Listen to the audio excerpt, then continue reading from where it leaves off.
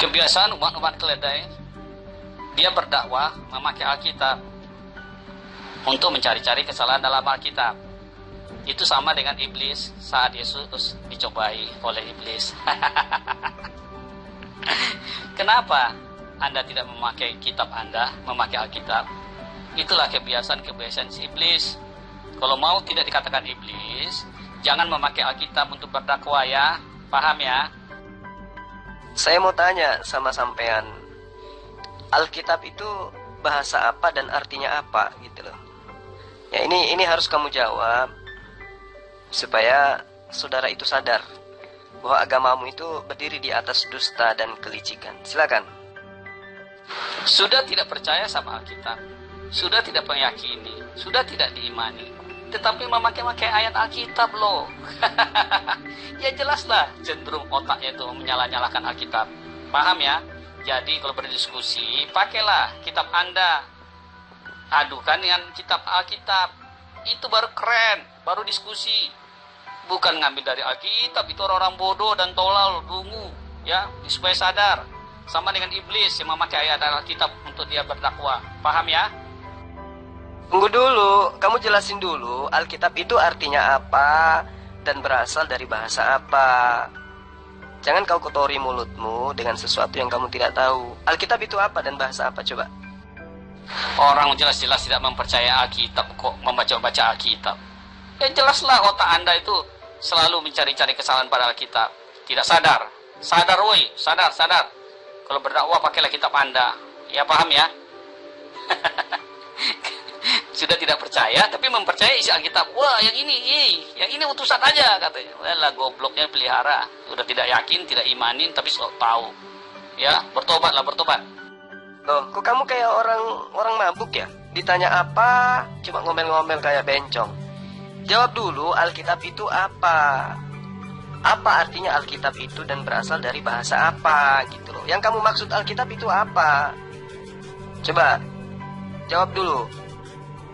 Apa ada ajaran kalau berdakwahlah memakai Alkitab.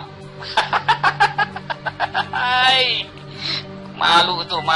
Pakailah kitab Anda untuk berdakwah. Kenapa Anda tidak berani? Kenapa?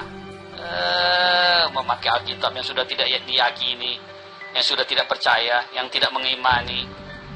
Malah di Alkitab itu dibilang sudah dipalsukan. Tetapi kenapa masih memakai Alkitab? Mengemis pada Alkitab, malu. Jangan gila duluan dong.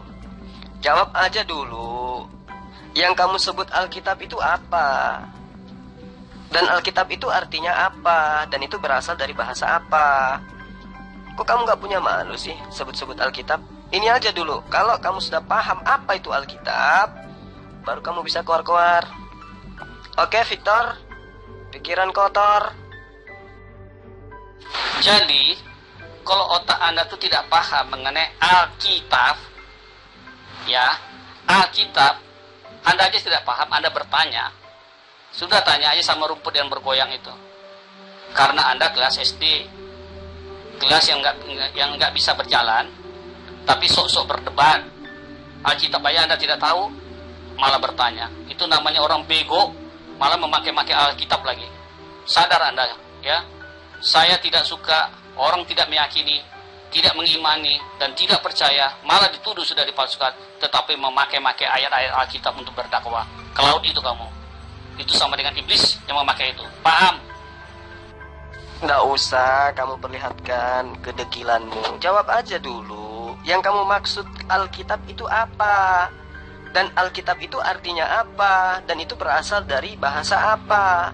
Dan apakah pantas dinobatkan kepada buku yang berisi sesuatu yang porno, vulgar, irasional? Jawab dong. Ya sudahlah, sekarang saya sudah minum jus timun. Jadi sekarang saya sudah dingin.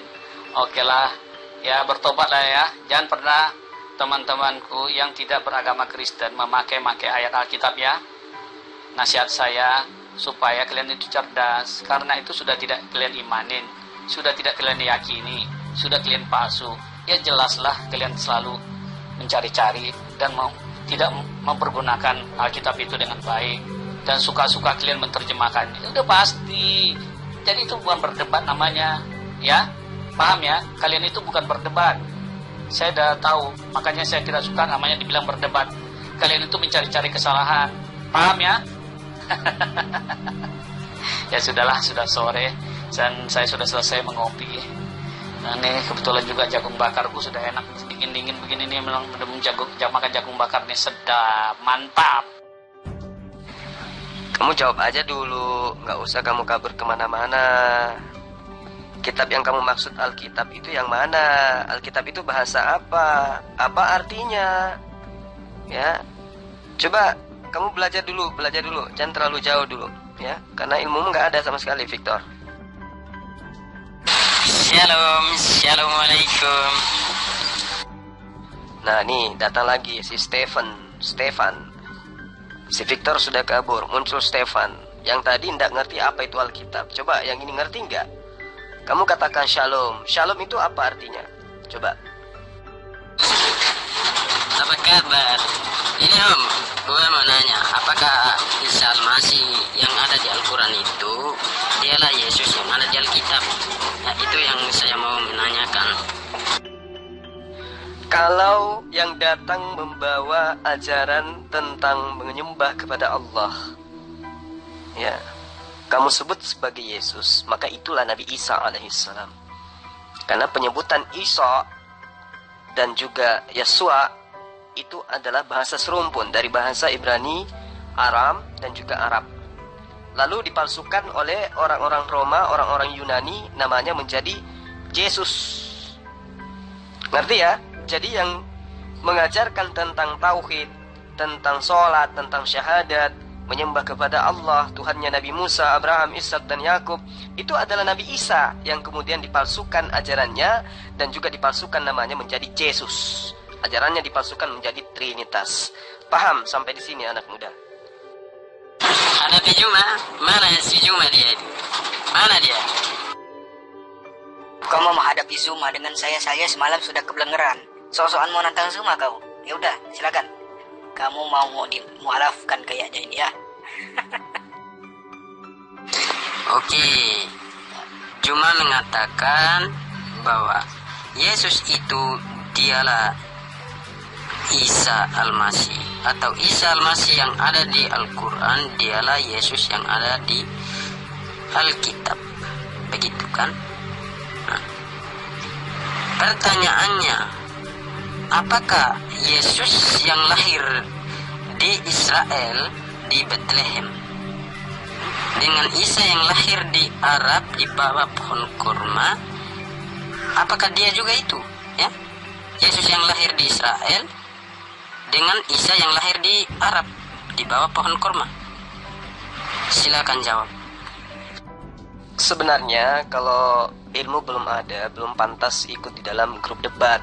Harusnya kamu masuk di grup saya, Sahabat Suma. Situ saya ngajar, ya, ngajar baik Kristen maupun Islam yang ingin memahami tentang Kristologi. Saya ajarkan samamu, ya. Jadi Nabi Isa atau Yesus itu bukan orang Arab dan juga bukan orang Yunani. Ngerti ya? Apa yang ingin saya ajarkan ini? Perlu kamu sadari bahwa sosok yang ditunjuk dengan menggunakan Nabi Isa, nama Isa, ataupun yang ditunjuk dengan nama Yesus, itu bukan dari keturunan Ismail. Berarti dia bukan Arab. Dan juga bukan penyembah Zeus. Berarti dia bukan orang Yunani. Dia bukan penyembah Kurios, Theos. Ya, itu yang perlu kamu paham. Jadi Yesus ini adalah orang Ibrani dari suku Yahudi. Nah, jadi sudah sewajarnya bila nama asli daripada Isa dan juga Yesus itu merujuk kepada sapaan orang-orang yang hidup di zaman dia pada wilayah di mana dia hidup dan dibesarkan. Semoga Anda bisa paham ini. Jadi nama asli sosok yang disapa dengan Nabi Isa atau nama Yesus itu punya nama asli, yaitu nama Ibrani. Bahasa pergaulan sehari-hari masyarakat Ibrani di Palestina pada abad pertama sebelum Masehi, ya, sampai abad pertama Masehi itu adalah bahasa Aram, bukan bahasa Ibrani lagi. Karena sejak dari zaman 3 Masehi sebelum Masehi, abad ketiga sebelum Masehi, bahasa Ibrani itu sudah mulai punah. Ngerti ya? Nah, pada masa itu bahasa Ibrani hanya ada dalam teks keagamaan yang dianggap suci. Dipakai sebagai bahasa agama saja. Ngerti? Maka dengan demikian, nama panggilan sehari-hari sosok yang dikenal sebagai Isa atau Yesus di dalam ajaran pagan, itu adalah nama Ibrani yang dibaca dengan cara bacaan Aram. Ngerti enggak kira-kira apa yang saya jelaskan ini? Nah, jadi nama Ibrani atau panggilan Aram itu menjadi Yesus dalam bahasa Yunani dan menjadi Isa dalam bahasa Arab. Nanti saya ajarkan bagaimana kemudian Yesua yang adalah Isa, yang kemudian namanya dipalsukan menjadi Yesus, itu bisa disebutkan oleh orang Islam dengan sebutan Isa, dan penganut ajaran pagan menyebutnya dengan nama Yesus yang mirip-mirip dengan sembahan orang Yunani, Zeus. Ngerti? Pak Juma ini ngerti nggak pertanyaan saya? Hah? Kan Pak Juma mengatakan bahwa Isa Al-Masih yang ada di Al-Quran dialah Yesus yang ada di Alkitab. Makanya saya bertanya, Yesus yang ada di Alkitab yang lahir di Bethlehem, apakah dialah Isa Al-Masih yang tercatat dalam Al-Quran yang lahirnya di pohon korma? Ya, jawab aja, ya. Nggak boleh meluntur kemana-mana, ya. Kalau memang Yesus yang lahir di Bethlehem dialah Isa Al-Masih yang lahir di bawah pohon korma, bilang aja dialah, ya. Nggak usah meluntur kemana-mana, Pak Juma. Anak muda, kamu harus paham, di dalam Al-Quran itu tidak menerangkan bahwa Nabi Isa itu lahir di bawah pohon kurma. Ya, kamu banyak informasi yang harus kamu ketahui tentang apa yang menjadi sebuah dasar iman orang Islam terhadap Nabi Isa. Hanya diceritakan ibunya pada saat merasakan ingin melahirkan itu berada di bawah pohon korma. Tapi tentang kelahirannya itu tidak dikatakan bahwa beliau lahir di situ. Paham ya? Nah, berbicara mengenai Yesus dan juga Nabi Isa alaihissalam adalah merupakan sebuah kesalahan besar bila dinyatakan bahwa Nabi Isa dalam Al-Quran atau dalam Islam dan juga Yesus Kristus dalam ajaran pagan Kristen yang ada dalam Bible-nya mereka, yang ada dalam Gospel-nya mereka, itu adalah dua sosok yang berbeda. Itu adalah kesalahan yang sangat luar biasa itu. Nabi Isa, seperti yang saya terangkan tadi kepadamu, bahwa dia bukan orang Arab dan dia juga bukan orang Yunani. Penamaan Nabi Isa oleh Al-Quran merujuk kepada sosok Nabi yang diutus sebagai khatan Nabi bagi orang Israel, yang mengajak Bani Israel menyembah kepada Allah yang sama, yaitu Allah yang maha suci lagi maha tinggi, yang disebut subhanahu wa ta'ala di dalam bahasa Arab, sebagaimana yang diterangkan dalam Yesaya 5 ayat 16, bahwa Elohim itu maha suci dan maha tinggi. Paham sampai situ? Nah, kemudian kaitannya dengan sosok yang disebut dengan Nabi Isa dan juga yang disebut dengan nama Yesus yang dipagankan oleh orang-orang Yunani dan Romawi yang kemudian dilanggengkan oleh orang Kristen, itu berubah menjadi Yesus namanya hanya karena ingin menjadikan sebuah konsep tatanan animisme, penyembahan terhadap roh-roh, dan dikatakan firman menjadi manusia, firman bersama-sama dengan Allah, dan seterusnya dan seterusnya. Nah, ini yang perlu kamu pahami, bahwa Nabi Isa alaihissalam dan juga Yesus itu adalah satu oknum, ya, bukan sosok yang berbeda, bukan sosok yang berbeda.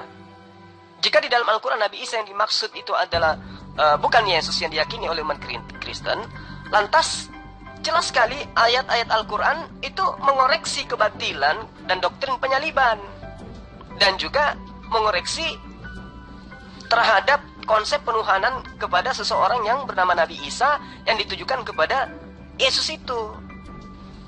Jadi ajaran Trinitas itu yang berasal daripada ajaran Romawi Yunani, yang kemudian dituliskan oleh ahli kitab, yang ditujukan kepada penganut-penganut pagan, yaitu Kristen, itu jelas adalah Nabi Isa alaihissalam yang difitnah oleh orang-orang di dalam kitabmu itu disalib, padahal bukan. Berarti bercerita tentang sosok yang sama.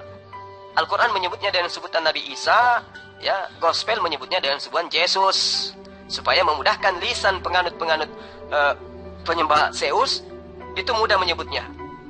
Ngerti enggak sampai sini? Saya mau tanya satu hal aja. Yesus yang di Alkitab itu disebut sebagai Mesias. Isa di Quran Mesias bukan? Oke, saya tanggapi sebentar ini ya, Bang. Kebetulan saya ada tamu nih ya. Jadi saya masih merasa saya merasa lucu aja gitu loh. Di tahun 2021 ada orang yang masih bertanya apa itu Al-Masih dan apa itu Mesias.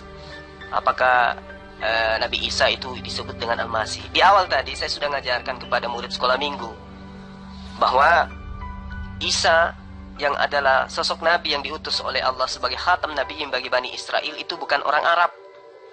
Tetapi Al-Quran menyebutnya dengan sebutan Isa. Dan juga dia bukan orang Yunani, tetapi kitabnya orang Yunani menyebutnya dengan sebutan Yesus. Padahal dia itu adalah orang yang menggunakan bahasa ibu, bahasa Aram, dengan sebutan nama Yesua. Paham ya? Nah, kaitannya dengan Mesias. Apakah dalam Al-Quran juga disebut Mesias? Nah, ini perlu kamu pelajari dan saudara pahami bahwa keturunan Abraham itu menggunakan 3 bahasa. Disebut dengan bahasa Abrahamaik, ya, bahasa Semitik, bahasa serumpun. Apa itu? Ibrani, Aramaik, dan juga bahasa Aram dan juga bahasa Arab. Ngerti sama sini? Jadi ketika orang mengatakan Mesiah, ya, Mesiah di dalam bahasa Ibrani, ya, yang kemudian di dalam kitabnya Kristen disebut Mesias, itu berasal dari kata masyah dalam bahasa Ibrani dan berasal dari kata masih dalam bahasa Arab yang artinya yang diurapi. Ngerti ya? Jadi Mesias dalam arti umum adalah gelar yang diberikan kepada raja-raja Israel, juga pada para imam-imam. Jadi bukan cuma Yesus yang disebut dengan Mesias. Ya, Hamasiah itu banyak diberikan kepada orang-orang yang dinobatkan sebagai nabi di dalam kitabnya orang Israel, seperti Kores, Daud, Salomo. Mereka itu adalah Mesias semua. Sehingga kalau Anda mengartikan Mesias itu adalah Tuhan, maka semua itu adalah imam-imam itu, nabi-nabi, dan ada raja-raja yang ada dalam Bani Israel itu juga mereka harus kamu sebut sebagai Tuhan. Ya, jadi Mesiah itu adalah bahasa Ibrani, Al-Masih itu adalah bahasa Arab yang artinya sama-sama yang diurapi. Oke, saya tinggal sejenak, saya ada sahabat. Oke. Jawabannya cukup panjang ya. Cuma menurut saya pemahaman tentang makna arti Mesias yang diurapi itu sangat umum begitu. Sementara yang saya maksud dengan gelar Mesias di sini adalah dia yang dijanjikan. Yang dijanjikan. Mesias yang lain-lainnya itu memang diurapi sebagai raja. Tetapi orang yang dijanjikan sesuai nubuatan-nubuatan para nabi, itulah yang dimaksud dengan Mesias yang disandang oleh Yesus. Bukan hanya sekedar diurapi. Ya, bukan hanya sekedar diurapi, melainkan dia datang karena sudah dinubuatkan. Ya, nah ini yang harus saudara pahami. Jadi konteksnya nggak sesimpel itu ya. Yesus Mesias ini adalah seorang yang dijanjikan Tuhan kepada Bani Israel sebagai pembebas. Ya, hapus dosa, dan dia diurapi. Itu tandanya, Pak. Mau seperti apapun Anda menjelaskan tentang Mesias yang ditunggu-tunggu, Mesias yang sudah dinubuatkan, tetapi endingnya Mesias yang ditunggu dan dinubuatkan ini bukan Tuhan yang datang dalam rupa manusia. Mesias yang ditunggu oleh Bani Israel itu adalah Mesias yang datang sama seperti Musa, sama seperti Daud, sama seperti Salomo, ya, bukan seperti Yesus yang mereka tunggu. Ya, jadi Mesias dalam hal ini, dalam Yahudi maupun Islam itu sama mengartikannya, orang yang memiliki kelebihan dan bisa membawa sesuatu yang baik terhadap Bani Israel. Itu yang perlu saudara pahami. Sementara Yesus tidak membawa apa-apa kepada Bani Israel. Yesus hanya membawa hukum Nabi Musa. Sementara hukum Nabi Musa itu sudah diajarkan oleh Musa. Jadi kedatangan Yesus itu sebagai Mesias hanya datang untuk mengajarkan Bani Israel kembali kepada hukum Taurat. Nah, sementara Mesias yang ditunggu-tunggu itu adalah oknum yang mampu membawa mereka kepada kejayaan ketika mereka jaya pada masa-masa kerajaan daripada moyang mereka. Sementara Yesus nggak bisa apa-apa melawan penjajah Romawi saja dia tidak bisa. Sementara Mesias yang mereka tunggukan, Bani Israel tunggu adalah Mesias yang mampu membebaskan mereka dari tekanan kekaisaran Romawi dan Yunani. Yesus mana bisa dia nggak mampu apa-apa. Nah, Yesus Kristus itu kemudian menjadi besar namanya nanti setelah dijual ke penganut-penganut Trinitas Romawi dan Yunani. Itu loh. Jadi orang Yahudi mengenai Mesias itu tidak ada masalah. Islam pun demikian. Ya, hanya Kristen lah ini yang lebay, menganggap Mesias itu di luar daripada akal sehat, gitu loh. Ya, jadi saya hanya ingin mengatakan kepada Anda, Mesias itu artinya adalah yang diurapi. Ya, dan yang diurapi ini bukan cuma Yesus.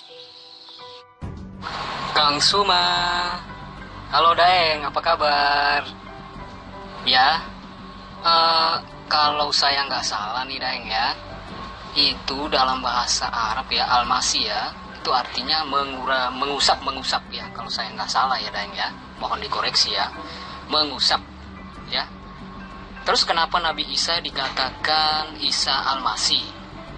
Ya, kalau saya kaitkan dengan mengusap, ya, berarti Nabi Isa ini adalah seorang yang apa ya? Dalam pengajarannya dia melakukan sesuatu yang bersifat mengusap atau mengurapi, yang tadi penjelasan ya dari Aramaik, Mesai tadi yang penjelasan Daeng Suma itu ya. Jadi Yesus itu mengurapi, mengusap. Saya kasih contoh ya, saya kasih contoh konkretnya ya. Ketika Yesus mengusap orang buta, maka orang buta itu sembuh dari penyakitnya ya. Maka saya bisa kembali lagi kepada menurut kekristenan, Mesias itu apa? Mesias itu juru selamat. Artinya Yesus itu menyembuhkan orang yang buta tadi ya, menyelamatkan dia dari kebutaannya ya. Jadi makna Isa Almasi, Yesus Mesias ya, itu akan merujuk kepada sikap dan tindakan apa yang dilakukan oleh Yesus Kristus atau Isa itu sendiri ya. Ya, jadi pemahamannya harus secara umum ya, jangan melihat secara khusus ya. Ya, tolong dikoreksi kalau saya salah. Ya, Anda sudah benar. Benar sekali. Jadi di dalam ajaran agama Islam itu ya terang dikatakan di dalam Al-Quran, qala inni a'budullah atanil kitab wa ja'alani nabiyyan. Ya, kemudian Isa berkata atau Yesus berkata, sesungguhnya aku ini adalah hamba Allah. Ya, Allah memberiku kitab dan Allah menjadikan aku seorang nabi. Itu sudah benar. Qala inni a'budullah. Itu perkataan Isa atau Yesus. Nah, apa yang Anda terangkan tentang Al-Masih itu sudah tepat gitu. Jadi orang-orang Kristen Arab pun menyebut Isa itu dengan sebutan Yesua Masihah. Ya, mereka menyebut dengan sebutan Isa Al-Masih atau dengan menggunakan kata Yesu Al-Masih. Itu orang Kristen Arab menyebutnya seperti itu. Nah, ini kita harus memahami bersama bahwa Isa dan Yesus itu adalah oknum yang satu. Cuman persepsi yang kemudian membuat kita berbeda. Nah, ketika Anda sudah mengetahui bahwa Yesus itu ternyata hanyalah orang yang diurapi, hanya orang yang mengusap. Ketika ada yang sakit, buta, dia usap wajahnya, orang itu melihat, dia usap kakinya, orang itu berjalan dan seterusnya. Maka konsep yang Anda katakan bahwa dia adalah orang yang menyelamatkan itu betul. Dia menyelamatkan orang yang buta, dia menyelamatkan orang yang lumpuh sampai dia berjalan dan seterusnya. Tapi dia bukan Tuhan. Nah, di situ kekeliruannya ketika kalian mengimani orang yang diberi mujizat untuk menyembuhkan bahkan membangkitkan orang mati, itu kalian semua lari ke ranah pagan Yunani, yaitu Zeus yang datang dalam rupa manusia atau Apollo yang datang dalam rupa manusia yang dihamilkan oleh Fraksion yang sedang bertunangan dengan Arius, lalu kemudian lahir menjadi Plato, lalu kemudian kalian katakan itu adalah Tuhan. Salahnya di situ.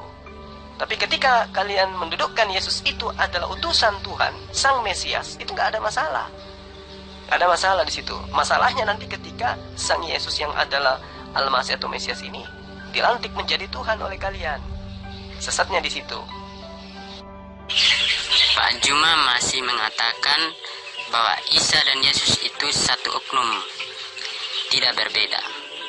Pertanyaan saya adalah, apakah Yesus yang disalib itu Isa juga disalib? Itu yang pertama. Yang kedua, Yesus yang bangkit di hari ketiga, apakah juga Isa bangkit di hari yang ketiga? Itu yang kedua. Yang ketiga, kisah-kisahnya Yesus yang diceritakan oleh Alkitab dengan kisah-kisah Isa yang diceritakan oleh Al-Quran, apakah itu sama waktunya atau berbeda? Silakan jawab. Jadi yang perlu kamu pelajari itu adalah bahwa di dalam pemahaman terhadap Kristen akan sosok yang datang kepada Bani Israel itu berbeda kemudian dengan Nabi Isa alaihissalam, itu dikarenakan adanya penambahan konsep ajaran. Ya, kalau berbicara mengenai ajaran yang termaktub di dalam kitabnya Kristen dengan Al-Quran tentu berbeda. Karena yang satu kitabnya adalah kitab yang menginginkan manusia menjadi Tuhan, sementara Al-Quran adalah kitab yang menceritakan tentang Yesus atau Isa dalam perspektif yang sebenarnya. Nah, sebagai orang awam saya ingin mengajarkan Anda, ya, kalau orang awam memang harus diajarkan pelan-pelan. Jadi sebagai penginjil saya hanya ingin mengajarkan kepada Anda bahwa Nabi Isa dan Yesus itu adalah sosok yang sama, ya. Tetapi ketika Anda mengatakan Yesus dan Isa itu adalah sosok yang berbeda, maka pemahaman kamu itu terbantahkan oleh gospel dan terbantahkan oleh Al-Quran itu sendiri. Nah, begini, di dalam terjemahan gospel kuno atau lawas, kata yang dipakai bukan nama Yesus, melainkan nama Isa Al-Masih. Paham ya? Nah, begitupun dalam terjemahan Al-Quran bahasa Inggris, yang dipakai adalah Yesus Kristus. Paham tidak sampai di situ? Jadi terjemahan gospel kuno itu menggunakan nama Isa Al-Masih, bukan nama Yesus. Dan Al-Quran terjemahan bahasa Inggris juga menggunakan nama Yesus Kristus, bukan Isa Al-Masih.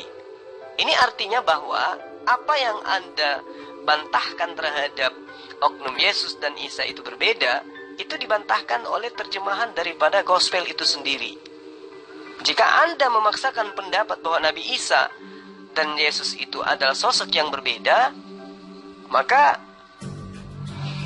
kitab Anda yang adalah terjemahan lawas itu harus diganti, gitu loh. Anda juga harus menggantikan Yesus itu sebagai bukan Nabi. Jangan pula Anda mengajarkan bahwa Yesus itu menerima Injil, mengajarkan Injil. Jangan pula Anda mengatakan bahwa Yesus itu menyembah kepada Allah. Ya, itu yang perlu Anda tahu. Jadi, Isa Al-Masih dan juga Yesus itu berbeda karena pemahaman persepsi yang berbeda. Orang Kristen menganggap Yesus itu adalah Tuhan yang datang dalam rupa manusia. Ini berdasar terhadap pengajaran pagan Romawi dan Yunani, sehingga disalib, dibangkitkan pada hari ketiga dan seterusnya. Sementara Yesua yang sebenarnya itu adalah berkesesuaian dengan apa yang diceritakan oleh Al-Quran. Ngerti sampai di sini? Saya nggak butuh model-model kalian, ya. Saya nggak butuh model-model kalian. Yang saya butuh adalah Juma, ya. Dari awal saya diskusi sama Juma. Panggil Pak Juma itu, ya. Lari kemana dia? Panggil dia. Saya ada di sini, saya nggak lari kemana-mana. Bagaimana kalau kita debat di Zoom aja, biar di live kan? Punya nyali nggak, bro?